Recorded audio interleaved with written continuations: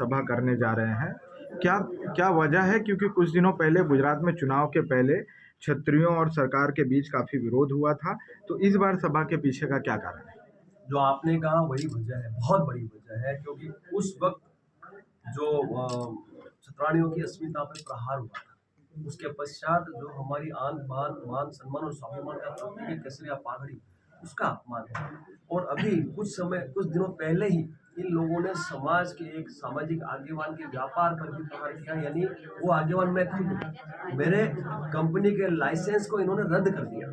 और अब उन कर्मचारियों का क्या दोष है? हजारों कर्मचारी आज बेरोजगार हो गए। तो इन सभी प्रहारों का जवाब देने के लिए हम गुजरात प्रदेश के समस्त क्षत्रियों को एक मंच पर लाने जा रहे हैं कि भाई आप यदि अभी भी एक नहीं हुए तो ये प्रहारों का पुनरावर्तन होता रहेगा। इन प्रहारों का पुनरावर्तन रोकने के लिए क्षत्रिय एकता महासम्मेलन का आयोजन हमने गुजरात अहमदाबाद में तारीख 22 दिसंबर 2024 के रोज दोपहर 2 बजे किया है। और इसमें पूरे भारत वर्ष से हमारे क्षत्रिय आगेवान भी आ रहे हैं और गुजरात से लाखों की संख्या में क्षत्रिय वहां उपस्थिति दर्ज कराने जा रहे हैं, ताकि भविष्य में इन घटनाओं का पुनरावर्तन रोका जा सके। आपने पुष्पा 2 का विरोध किया, ऐसी क्या वजह रही कि अब रिलीज होने के बाद पुष्पा 2 का विरोध हो ऐसा रहा है सर, क्षत्रिय योद्धाओं के द्वारा ये हमें ज्ञात हुआ कि पुष्पा 2 के अंदर द रूल जो फिल्म बनी है उसमें क्षत्रिय समाज की जो एक मुख्य जाति है शेखावत, उसकी बड़ी इंसल्ट की गई। बार बार उसका उल्लेख किया गया है।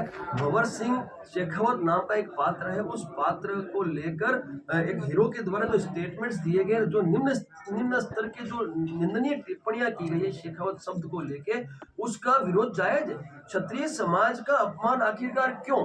सालों से ये फिल्म इंडस्ट्रीज विचारों की अभिव्यक्ति की आजादी के नाम पे क्षत्रिय समाज को हमेशा निंदनीय और अपमानित दृष्टिकोण से दिखाती आई है। तो अब हम ये बर्दाश्त नहीं करेंगे। हमें फिल्म से कोई आपत्ति नहीं है, हमें आपत्ति है तो उस शब्द से, शेखावत शब्द का जो एक उन्होंने निम्न स्तर से प्रस्तुत किया उसकी आपत्ति है। उस शब्द को वो शीघ्र अतिशीघ्र हटा दे, अन्यथा मैंने कहा कि इस भारतवर्ष में करनी सैनिक हर प्रदेश में है और ऐसा ना हो कि इसी की ठुकाई ये करनी सैनिक कर दे। मैंने कहा है जहां भी ये मिलेगा इसकी ठुकाई की जाएगी, ताकि कोई भी निर्माता निर्देशक भविष्य में इस तरह से क्षत्रिय समाज के अपमान का कारण ना बने। और मैं आपके माध्यम से कहना चाहता हूं, अब ये सनातनी है, जो क्षत्रिय समाज अब जागृत हो चुका है। आप यदि जाति के अलावा भी यदि अपने धार्मिक ग्रंथों पे फिल्म बनाई तो भी आपकी ठुकाई होगी। यदि आपने हमारे देवी देवताओं पे फिल्म बनाई तो भी आपकी हम ठुकाई करेंगे। और हमारे धार्मिक ग्रंथों पे भी आपने फिल्म बनाई या फिर हमारे महापुरुषों पे आपने फिल्म बना के आपत्तिजनक व्यवस्थाएं उत्पन्न की, तो भी ठुकाई ही एकमात्र हमारे पास विकल्प है। और ठुकाई करने सैनिकों को मैं आज कहता हूं, जहां भी आपको ये पुष्पा 2 का निर्माता मिले उसकी ठुकाई अवश्य कर देना। और यदि इन्होंने ये शेखावत शब्द निकाल दिया तो हमें उनसे कोई आपत्ति नहीं है, और नहीं निकाला तो आज नहीं तो कल इस निर्माता की ठुकाई की जाएगी। पुष्पा 2 के लिए थिएटर तक लोग पहुंच रहे हैं, करनी सेना का क्या स्टैंड है? क्योंकि अगर वो विरोध कर रही है तो उसके लिए थिएटर तक देखिए, मनोरंजन का साधन अवश्य है, लेकिन किसी जाति, किसी धर्म या किसी एक जाति विशेष को आप इस तरह से अपमानित नहीं कर सकते।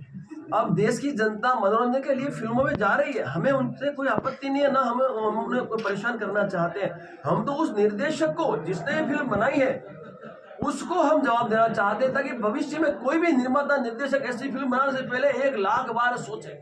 मैं पूछना चाहता हूं, आखिरकार आप हम क्षत्रियों पे ही ऐसी कटाक्ष वाली फिल्में क्यों बनाते हैं?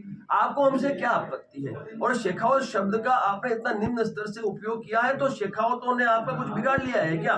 इस निर्माता निम्न स्तर से मैं पूछना चाहता हूँ, फिल्म इंडस्ट्री से खास पूछना चाहता हूँ कि भूतकाल में भी कई फिल्में ऐसी बनी है जिसमें इन्होंने क्षत्रियों को बड़ा ही क्रूरतापूर्वक दिखाया है, निंदनीय तरीके से दिखाया है। तो अब ये बर्दाश्त नहीं होगा। फिल्में हैं, मनोरंजन का साधन है, लेकिन किसी जाति विशेष को या धर्म को या आप धार्मिक ग्रंथ को या देवी देवताओं के नाम पे यदि आप इस तरह की फिल्में परोसेंगे, विचार की अभिव्यक्ति आजादी के नाम पे कुछ भी करो, तो हम बर्दाश्त नहीं करेंगे और आपको अब आक्रामकता से जवाब देंगे, मुंह तोड़ जवाब देंगे, ताकि अब ये जो पुनरावर्तन है उससे रोका जा सके। लॉरेंस को जो मारेगा, एनकाउंटर करेगा, या गोल्डी बराड़ को जो मारेगा, एनकाउंटर करेगा, आप उसे इनाम देंगे, ये स्टेटमेंट आपका था।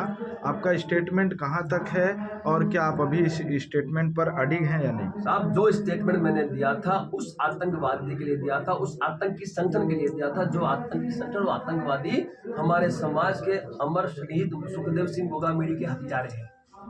और हमारा मुखिया मारा तो सामने मुखिया मांगा है, गलत क्या किया? अब वो जेल में है तो उसका एनकाउंटर के अलावा कोई हमारे पास विकल्प नहीं है।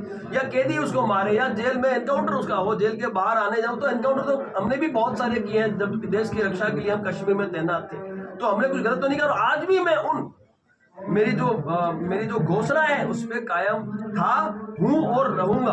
मैं किसी के बाप से डरता नहीं हूं साहब, मैं डरता तो महादेव से। देवों के देव महादेव, वो लाता है वही ले जाता है, हम डरे क्यों? हमारा मुखिया मारा है तो सामने हमने मुखिया की मांग की है और उन दोषियों की मांग की जो दोषी आज भी पुलिस की गिरफ्त से बाहर है। तो मैंने जो मांग की है, जो मैंने घोषणा की है, उस घोषणा पे मैं कल भी कायम था, आज भी और आगे भी कायम रहूंगा। और मैं इतना और कहना चाहता हूँ, जिस दिन ये लॉरेंस जेल से बाहर निकला उसी दिन क्षत्रिय योद्धा उसको न ठोक दे तो मेरा नाम राजशेखर हो।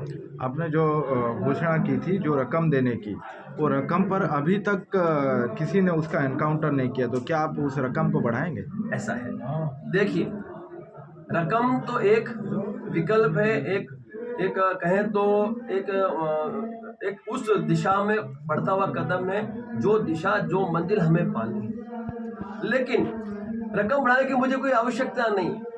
जो भी व्यक्ति इस कृत्य को करेगा उस व्यक्ति को नगद पुरस्कार से सम्मानित करने की जो हमने घोषणा की है, वही नगद पुरस्कार जो हमने घोषित किया वो दिया जाएगा। हमें कोई नगद पुरस्कार की राशि बनाने की आवश्यकता नहीं है। लेकिन मैं आपके माध्यम से ये अवश्य कहूंगा केंद्र सरकार को कि प्रथम पुण्यतिथि जा चुकी है, हमारे सब्र का बांध टूटता जा रहा है। ऐसा ना हो कि भारतवर्ष का क्षत्रिय साबरमती जेल पे पहुंच जाए बड़ी संख्या में, फिर व्यवस्था संभालने की आपकी हैसियत या आपकी औकात नहीं रहेगी, तो ये क्षत्रिय अब बर्दाश्त नहीं करेगा। और आवश्यकता हुई तो मैं फिर कहता हूँ, मेरे भारतवर्ष के क्षत्रियों को मैं साबरमती जेल पे इकट्ठा करने की भी ताकत रखता हूँ। ऐसा ना हो कि हमें ये कदम उठाना पड़े। अभी भी समय है केंद्र सरकार के पास।